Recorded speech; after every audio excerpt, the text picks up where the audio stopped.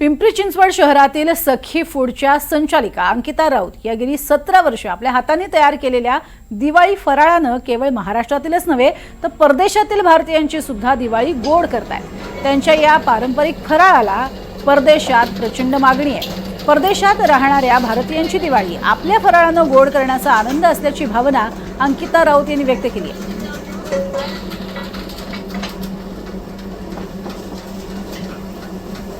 आणि सध्या त्यांच्याकडे अर्थातच लगबग सुरू आहे आणि या संदर्भात त्यांच्याशी बातचीत केलेली आहे आमचे प्रतिनिधी सूरज कसबे यांनी।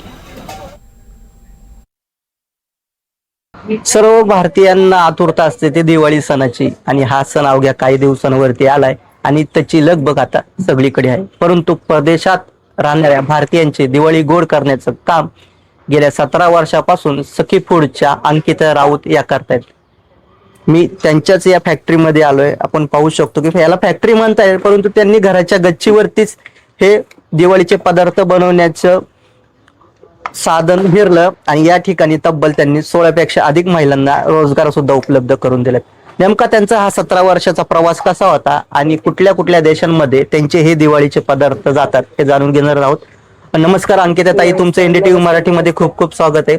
17 वर्षाचा हा प्रवास आहे, खूप सोपा नव्हता। कसं तुम्ही यामध्ये यश मिळवलं? हो, आम्ही 17 वर्ष पहिले आधी एक चकलीपासून सुरुवात केलेली।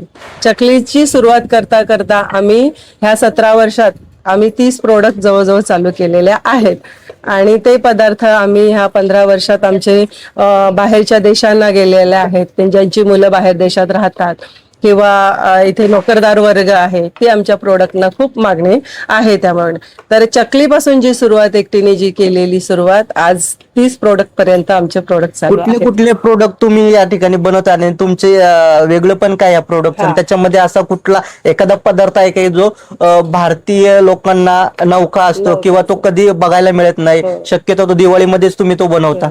दिवाळीचा असा हा आहे पदार्थ पारंपरिकच आहे पण त्याचे कष्ट खूप आहेत। जसं काय ही जी करंजी आहे, साठ्याची करंजी, कोण बोलतं याला फुडाची करंजी, ह्या करंजीला 16 बायका जर दिवसभर बसल्या तर 10 किलो पण ही करंजी निघत नाही। तर ही जी आमची ही जी खोबऱ्याची सारण, हे खोबऱ्याचं सारण असतं आणि हे साठ्याची ही करंजी आहे। हिचा दर काय? हा, हिचा 750 रुपये किलो आहे। हा, तर ही अशी वेगळेपण आहे, खारी सारखी कुरकुरीत लागते। ही काही महिला आहेत या ठिकाणी काम करतात, आपण त्यांच्याकडून सुद्धा जाणून घेऊ। ताई, किती वर्षापासून तुम्ही या ठिकाणी काम करताय? मी 15 ते 16 वर्षापासून काम करत आहे ताईकडं आणि दिवाळीचे 2 महिने पहिले आम्ही कामाला येतो इथं। त्याच्या पहिले आम्ही कामाला कुठं जात नाही आणि 2 महिन्यातने आम्हाला पगार पण छान भेटतो आणि आमची दिवाळी पण छान होती। दुसऱ्या कुटुंबाबरोबर आमचं कुटुंब पण म्हणजे दिवाळीचा सण आम्ही साजरा करतो। घरी कसं काम करता तुम्ही? इथं किती तास काम करता? इथं 8 तास काम करतो आम्ही। घरचे काय म्हणत नाही का तुम्हाला? नाही, आम्ही कामाला येतो, आम्हाला पैसे भेटतात तर घरचे काय बोलणार नाही ना। तुमच्यावर तुम्ही इतरांची दिवाळी सुद्धा गोड करता? गोड करतो। हा, आता हे तुम्ही काय बनवताय? आम्ही शंकरपाळी बनवत आहे आता। हा, कुठली शंकरपाळी मध्ये याला गोड शंकरपाळी म्हणतात। अच्छा, आपण पाहिलं तर स्वतः सोबतच इतरांची दिवाळी सुद्धा गोड करण्याचा आनंद आम्हाला या कामातून मिळतो, अशा भावना या महिलांनी या ठिकाणी व्यक्त केल्या। सूरज कसबे, NDTV मराठी, पुणे।